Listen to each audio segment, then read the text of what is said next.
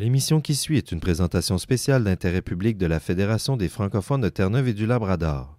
Vous aimeriez avoir plus d'informations sur les sujets traités au cours de l'émission, vous aimeriez consulter les textes ou encore avoir les coordonnées de nos intervenants, nous vous invitons à contacter notre organisme par téléphone au 709-757-2828 et vous pouvez aussi visiter le site web de la FFTNL à www.francotnl.ca. Bonne émission!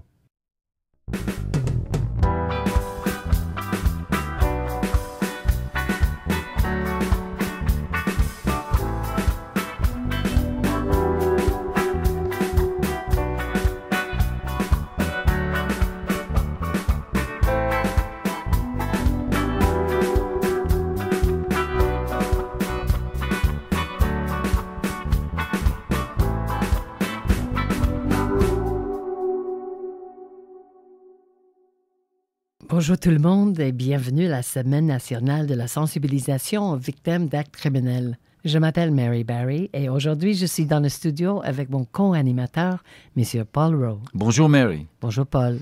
Et bonjour à nos auditeurs. Aujourd'hui, vous allez entendre les voix des 4 collaborateurs qui nous ont aidés de mettre ensemble notre programmation pour la Semaine nationale de la sensibilisation aux victimes d'actes criminels, édition 2013. Le thème de la campagne cette année, c'est « Nous avons tous un rôle à jouer ». Et vous allez entendre aussi la voix du public dans les Vox Populi que nous avons fait en descendant dans les rues de Saint-Jean-Terre-Neuve pour chercher les commentaires. Le sujet de l'émission d'aujourd'hui, c'est les ressources. Les fournisseurs de services de soutien jouent un rôle pour ce qui est de tendre la main aux victimes d'actes criminels en leur fournissant de l'information et en leur offrant un appui significatif, ainsi qu'à leur famille. Partout au Canada, de nombreux intervenants dévoués travaillent auprès des victimes d'actes criminels tous les jours. Ces professionnels et bénévoles aident les victimes à garder un espoir en l'avenir et à se refaire une vie. Plusieurs de ces organismes peuvent préserver votre anonymat. Nous avons la responsabilité partagée de promouvoir le respect envers tous les membres de la société. Chacun a son rôle à jouer. Comment ça se fait qu'il y a 15 000 $ d'achat sur la carte de crédit? C'est impossible. Quand on a passé la carte à Eric, là, c'était juste pour la réparation du frigo, non? Ça se peut-tu que... Pourquoi est-ce qu'il me parle comme ça? Je mérite pas ça. Il me semble que je fais mon travail comme il faut. Il a beau être le patron, là. Il a pas le droit de me traiter comme ça. Me semble. Penses-tu vraiment qu'on va aller payer cet argent-là pour des soins particuliers à la maison?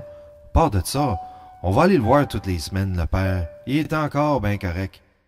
Ces propos vous touchent? Il y a sûrement d'autres solutions. Une chose est sûre, on est tous concernés. Dans le cadre de la Semaine nationale de sensibilisation aux victimes d'actes criminels, la Fédération des francophones de Terre-Neuve et du Labrador, en collaboration avec la Fédération des aînés et aînés francophones du Canada, vous propose 5 émissions spéciales qui traiteront de ces sujets douloureux. Du 22 au 26 avril prochain, à 16h30 tous les jours sur les ondes de votre radio communautaire. Soyez-y!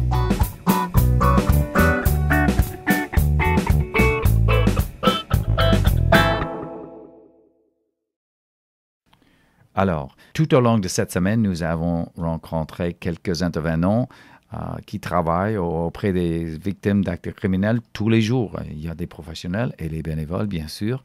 Alors, il y a plusieurs façons, plusieurs moyens de jouer le rôle d'une intervenante. On va écouter maintenant quelques commentaires de Jeannette Planchat, qui est un peu spéciale dans cet égard parce qu'elle a créé son propre groupe de théâtre pour faire justement des pièces à plusieurs sujets, mais il y a 2 ans, elle a fait une pièce qui s'appelle Trompe-l'heure et Tromperie, qui était financée un peu par la Fédération francophone de Terre-Neuve et Labrador. Et cette pièce a présenté d'une façon très spéciale, très unique, des situations, les défis qui rencontrent les aînés, surtout quand ils sont dans les résidences, pour les aînés. Puis Jeannette, il y a 2 ans, elle a reçu le prix Roger Champagne comme bénévole de l'année. Et c'est une professeure en retraite. Et puis après sa carrière sa longue carrière de professeur, elle s'est dévouée au théâtre, parce que c'était vraiment un travail de cœur pour elle. Alors, on va l'écouter. Oui, un des outils de la Fédération des aînés, ils ont plusieurs outils. Ils ont le guide, ils ont la fraude, ils ont un jeu, l'occasion fait le larron, qui est basé sur le guide, et ils ont ces capsules théâtrales. Et aussi, ils ont demandé à un auteur d'écrire une pièce de théâtre à propos de la fraude. Et ça s'appelle Trompe-l'œur et tromperie, par Michel Wallet de l'Ontario. Très bonne pièce, c'est un auteur connu en Ontario. Et dedans, il y a six comédiens. Et j'ai monté la pièce en 2010 pour le Festival du Vent. Et j'ai réussi à trouver des acteurs qui avaient de l'expérience et quelques-uns qui n'en avaient pas beaucoup. Mais à la fin, on a pu monter une très bonne pièce et on a eu une salle presque comble. On a eu, presque une centaine de personnes, je dirais. Et je trouve que le message a été bien passé par cette pièce-là. Alors, Mary, ma conversation avec Jeannette Blanchard avait lieu dans le contexte d'un atelier. C'est comme un atelier qui était présenté par la Fédération francophone de Terre-Neuve et Labrador. Il y avait comme une dizaine de gens là-bas ce journée-là qui ont assisté à cet atelier. Et j'ai trouvé ça très intéressant. D'ailleurs, Jeannette est quelqu'un qui contribue énormément à cette communauté. Mm-hmm. Elle a beaucoup de passion et je veux juste ajouter que avec un sujet aussi sérieux et lourd, il y a quelque chose de très spécial qui se passe quand on travaille avec les arts et le théâtre, le spectacle, les ateliers. C'est une autre dimension. Et je pense que ça se passe très bien d'aborder ces sujets-là. C'est sûr qu'on peut apprendre beaucoup avec une présentation d'un policier ou on peut apprendre énormément en écoutant les discussions avec des personnes qui travaillent pour les organismes. Mais c'est le fun qu'il y a aussi l'alternative d'apprendre et explorer ces sujets-là dans un contexte théâtral. Mm-hmm. C'est le fun, même si c'est quelque chose de lourd. Je crois que ça doit aider les gens qui ont participé, c'est sûr, et les auditeurs et l'auditoire, je veux dire, qui est venu. Oui. Alors, dans le contexte de cet atelier-là, ils ont abordé plusieurs sujets. Puis, nous avons basé notre prochain Vox Pop en questionnant les participants. Et j'ai posé la question, qu'est-ce qui vous a le plus frappé de l'atelier aujourd'hui? Alors, on va écouter les réponses. Je crois que ce qui m'a frappé, c'est de le rendre visuel en montrant les capsules théâtrales. Je suis allé à d'autres ateliers où on faisait des présentations sur l'abus, des définitions de l'abus, on parlait d'exemples. Mais là, de le voir avec des acteurs et des actrices qui sont peut-être pas professionnels, mais peut-être semi-professionnels, qui se rapprochent plus de la réalité, j'ai trouvé que c'était peut-être plus réel, là, dans ce sens-là. Fait que j'ai apprécié l'aspect visuel pour faire ressortir vraiment des exemples, des situations. Oui, c'était bien. Oui, avec les simulations, l'information donnée, les ressources papier ou informatique, Internet disponibles. Moi, je pense que ça atteint bien le but de l'atelier. Oui, on a appris des choses importantes qu'en tant qu'être humain, on sait, mais lorsqu'on a un certain recul, ce qu'on parle, c'est pour notre avenir. Alors, notre avenir, c'est susceptible de nous être là-dedans. Aujourd'hui, on est plus jeune, mais lorsque c'est nous qui va avoir 90 ans, de quelle façon qu'on va réfléchir et agir, on va avoir la possibilité d'agir, ça peut être deux choses différentes. Donc, si tout le monde est conscient de ça et que, comme vous disiez tout à l'heure, que les gouvernements pourraient peut-être faire des législations qui pourraient aider là-dessus, parce que même les députés, un jour, ils vont être vieux aussi. Fait que peut-être ça pourrait aider l'ensemble de la population pour en venir à ce qu'on pourrait appeler un monde meilleur.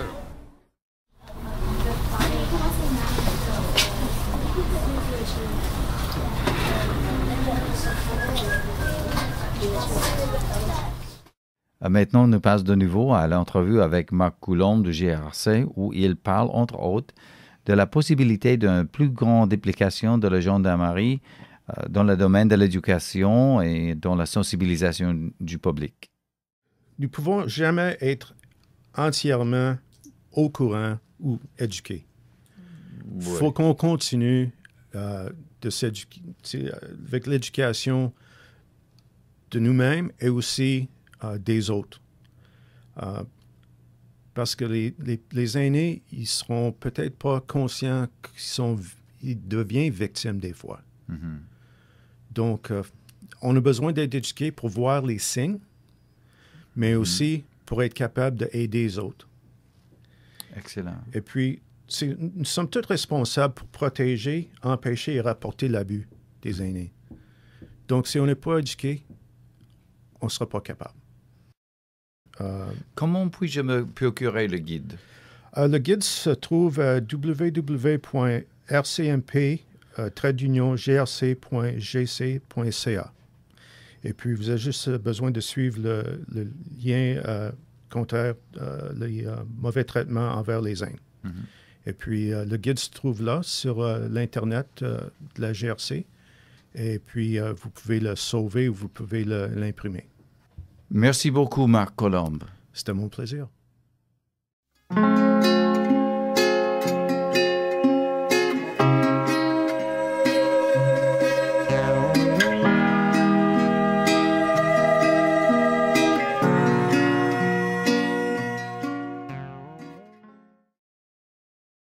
La création et la présentation de cette émission a été rendue possible grâce à la participation du ministère de la Justice du Canada, en collaboration avec la Fédération des aînés et aînés francophones du Canada, le Regroupement des aînés de la Nouvelle-Écosse, avec l'apport du Centre national de prévention du crime. Nous aimerions aussi remercier la Gendarmerie royale du Canada, le Réseau de prévention des abus aux aînés de Terre-Neuve et du Labrador et la Coalition contre la violence pour leur aide et leur soutien précieux.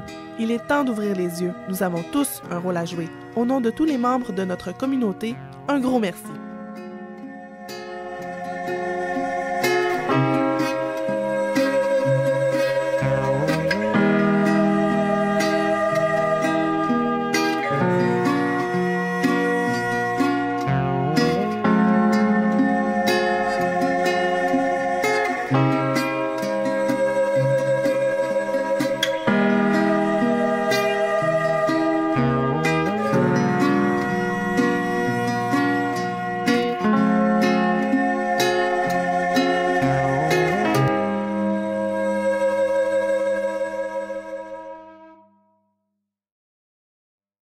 Bonjour tout le monde, je m'appelle Mary Barry et je suis dans le studio avec mon co-animateur, M. Paul Rowe. On est en train de parler de la Semaine nationale de la sensibilisation aux victimes d'actes criminels. Et juste avant la pause, Marc avait beaucoup de choses à nous raconter et beaucoup d'informations. Et j'ai beaucoup aimé le fait qu'il a tout simplement dit que l'éducation, c'est pas quelque chose où on apprend quelque chose une fois puis c'est fini, ça finit là. C'est quelque chose qui continue. Voilà. On apprend toujours de nos expériences, de nos rencontres avec des personnes et on a tous une responsabilité à apprendre davantage sur ces sujets très importants dans notre société. Et je pense le thème, justement, on joue tous un rôle. C'est ça, qu'est-ce qui est très, très, très important, c'est qu'on apprend et on peut avoir beaucoup d'informations. Mais dans le fond, c'est dans notre vie quotidienne d'une geste à un autre. Et si disons un exemple, si on entend quelqu'un qui fait une remarque ageiste, qui dit cette madame, elle a 99 ans ou quelque chose. Alors, si on entend une remarque qui n'est pas fine, qui est comme un peu, comme je viens de dire, là, ageist. Préjugé. Je pense que c'est... Souvent, on dit rien, on laisse ça aller, mais quelque part, il faut arrêter de juste laisser ça aller. Il faut dire, voyons, cette personne-là, c'est un être humain qui a le droit au respect et dignité. Alors, c'est ça que je voulais dire, c'est le global, c'est ça, l'éducation, les connaissances et tout ça. Mais à un moment donné, ça doit passer à l'action. Hein? Dans la vie quotidienne, voilà. D'une personne à l'autre. Bien dit, Mary. On a discuté comment un moyen de prévenir l'abus, la négligence des aînés, c'est de rester actif dans la société. Alors maintenant, on va écouter la dernière portion de notre interview avec Lorraine Best, une femme pas mal extraordinaire qui a dévoué 2 décennies de sa vie pour la sécurité des aînés dans notre société. Puis vers la dernière portion de l'entrevue, elle a discuté comment elle a trouvé ce travail enrichissant. Well, I'm a peer support volunteer. Oui, je travaille avec mes pairs. C'est les aînés qui aident les aînés. Je prends les appels de base pour le programme de base du centre. Et les personnes qui appellent, je leur donne des informations. Il y a plusieurs sortes d'appels. C'est peut-être des questions sur l'aide à la maison, sur la retraite, sur les médicaments, jusqu'à la violence envers les aînés. Nous leur donnons des informations parce que nous pensons que savoir, c'est pouvoir, et plus ils ont d'informations, mieux ils sont capables de prendre leurs décisions. D'autres services, c'est par exemple les promenades dans les centres d'achat, nous les aidons à remplir leurs feuilles d'impôt, nous avons des réseaux d'aide aux personnes handicapées, nous avons des bénévoles qui travaillent dans plusieurs communautés de la province et pour aider les aînés. Et au point de vue de l'éducation, nous avons un programme de sensibilisation pour la violence envers les aînés. Et comment est-ce qu'on peut vous contacter? Notre numéro de téléphone local à St. John's, oui, voilà, c'est le 737 23 33 et notre numéro sans frais pour toute la province et le Labrador et Terre-Neuve, 1-800-563-55-99. Nous avons aussi un site web et une adresse de courriel. Oui, cherchez sur Google le Seniors Resource Center of NL et vous trouverez toutes ces informations. C'est un très beau site qui est facile à naviguer et vous pouvez aussi aller chercher des ressources pour la violence envers les aînés dans notre site web et j'ai trouvé que c'est un bon site. Et ça fait plaisir de voir qu'il y a tellement de ressources pour aider nos aînés. C'est un défi d'informer les personnes, leur faire savoir qu'ils ont des ressources. Et je suis vraiment content d'avoir pu participer. Et c'est très intéressant de savoir que vous êtes bénévole pour aider les aînés comme vous. C'est de l'aide qui est gratuitement distribuée et j'adore ce que je fais. J'espère que je vais pouvoir continuer à travailler ainsi. C'est très bien de vous avoir. Merci beaucoup d'être venu. Merci de m'avoir accueilli.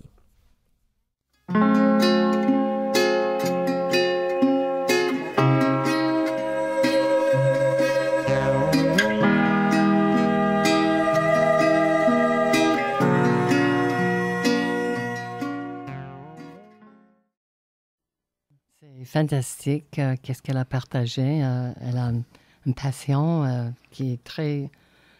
c'est remarquable. Je pense que la façon qu'elle a parlé de la nécessité pour les aînés de rester actifs et surtout de continuer à contribuer dans la communauté, c'est la façon de rester. C'est la prévention, quelque part. Oui, c'est une espèce de prévention, oui. Parce que quand les gens se connaissent, on remarque les petits indices. Si on est isolé dans notre logement, puis des choses qui arrivent, personne, tu peux passer 2-3 jours et sans voir personne. Voilà. Mais au moins, si on voit des gens dans les ateliers ou dans les activités dans le centre communautaire, on va finir par se connaître.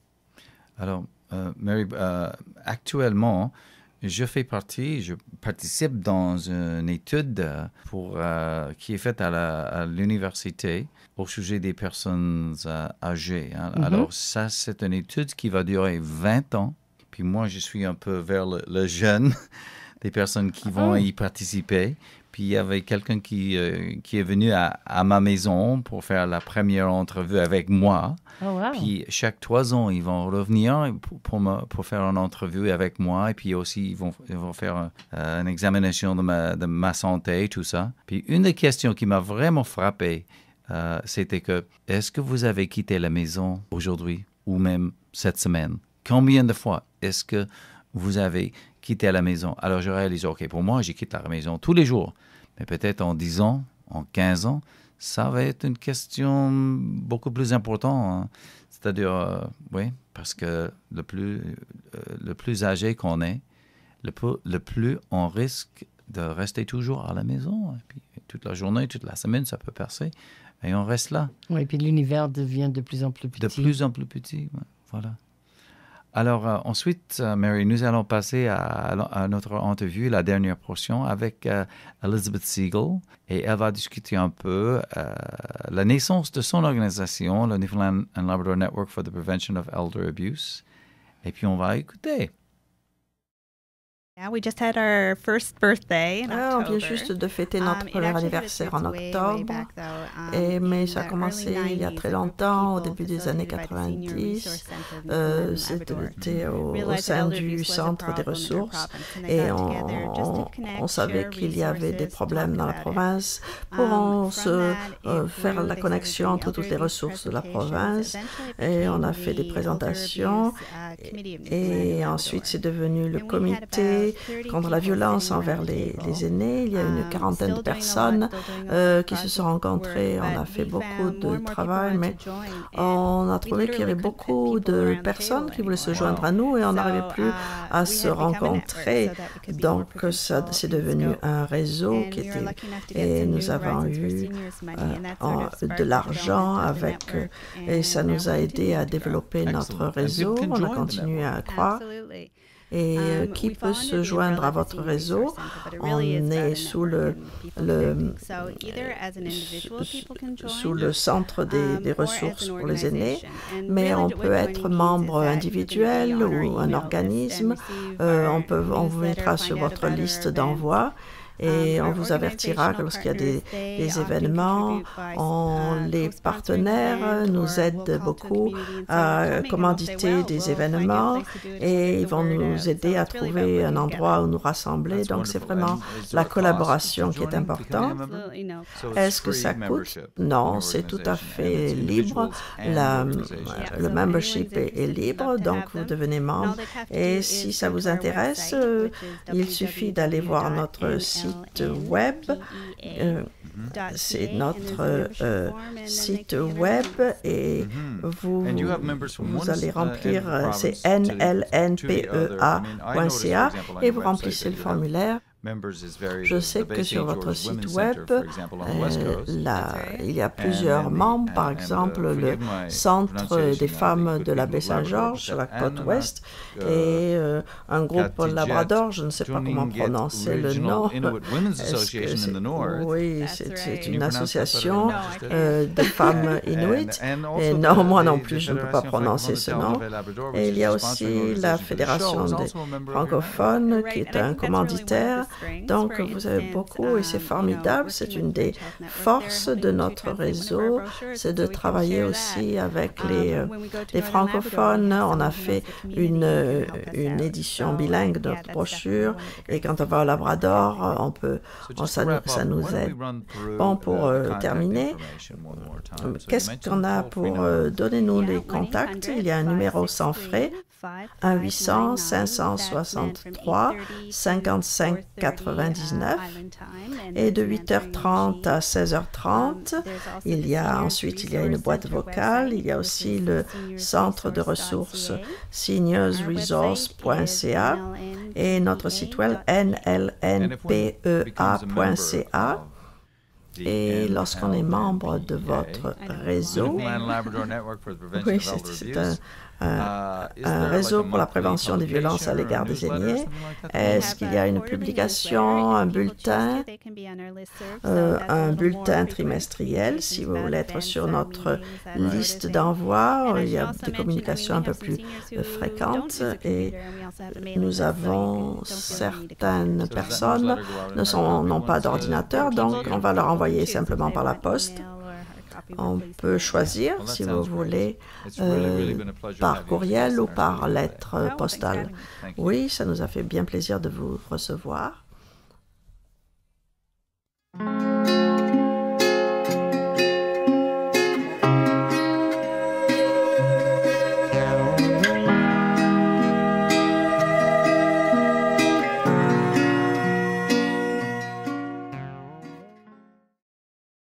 Alors, Mary, elle avait quelques bonnes nouvelles au sujet de les efforts de sensibilisation. Il paraît que ça va pas mal bien.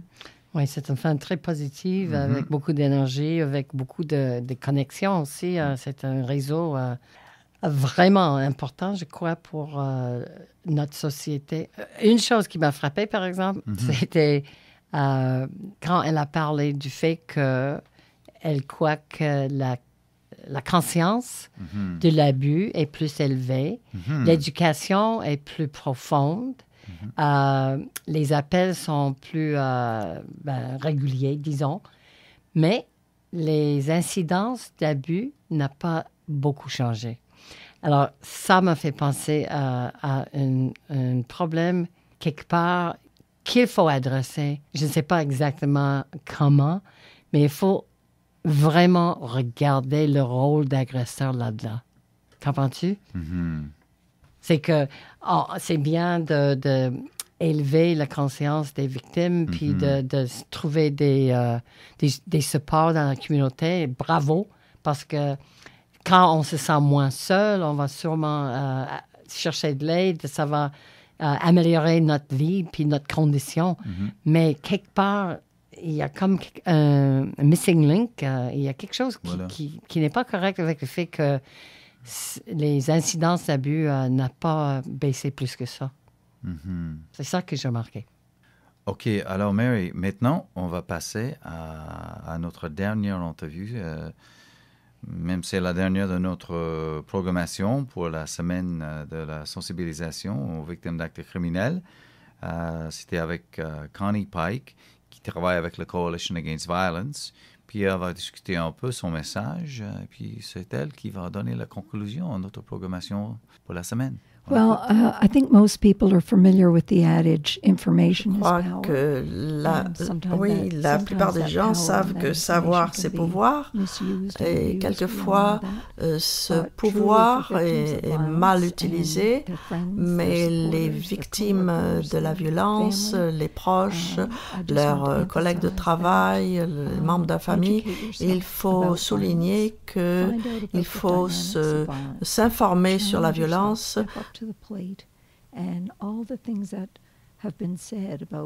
Faites attention à tout ce qu'on a dit et pensez à tous les mythes sur la violence. Allez vous informer, savoir si c'est vrai ou non.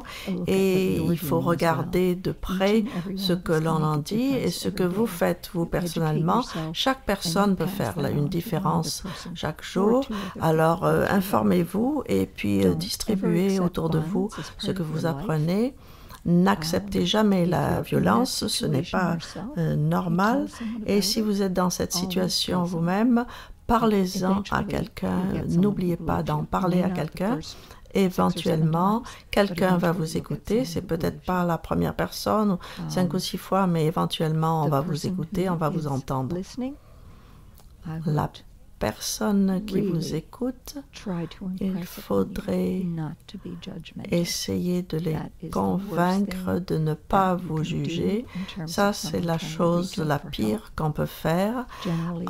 Lorsque quelqu'un cherche de l'aide, en général, ils vont vous parler à la troisième personne, ils vont parler comme si c'était quelqu'un de leur connaissance, et en disant « je ne sais pas comment, qu'est-ce que tu vas dire ?» Donc voilà, ils vont parler comme si c'était une tierce personne, et au lieu de dire « oui, je vais vous dire, il faudrait faire ça si c'était moi », et dès que vous avez dit cela, la victime va s'arrêter et ne vous dira plus rien. Cette personne a beaucoup de difficultés à aller chercher de l'aide. Donc, vous êtes la personne qui doit l'écouter et ne la jugez pas. Connie, comment est-ce qu'on peut vous contacter à la coalition? On peut appeler directement au numéro 757-0137 ou bien nous envoyer un courriel à @coalitionagainstviolence.ca d'un seul mot. Ou bien je peux prendre vos appels, répondre à vos courriels, vous pouvez m'écrire. Sentez-vous libre de nous contacter. L'adresse du site web et puis vous pouvez nous contacter. Connie Pike de la Coalition contre la violence. Merci de nous avoir parlé de ces choses tellement importantes.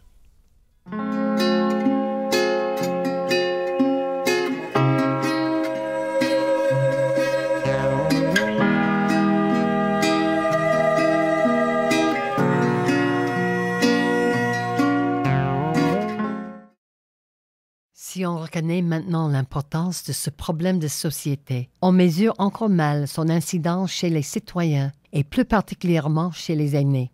En observant les statistiques issues des études sur le nombre de cas de violence existants, il semble maintenant acquis dans les milieux informés qu'on ne voit que la pointe de l'iceberg de cette triste réalité et que son ampleur réelle dépasse de loin toutes les statistiques compilées jusqu'à présent. Les maltraitances inscrites au cœur du quotidien de ces victimes demeurent encore un crime largement caché, puisqu'il est perpétré par des proches. Mesdames et messieurs, nous sommes rendus à la fin de notre émission et à la fin de notre série. Merci beaucoup. Nous remercions tous nos collaborateurs et notre équipe d'aujourd'hui était à la production, Roxane Leduc. À la réalisation et au texte, Xavier Georges. À la technique, Jordan Elliott. Au montage et aux arrangements musicaux, Anarine Thomas. À la traduction, Mireille Thomas.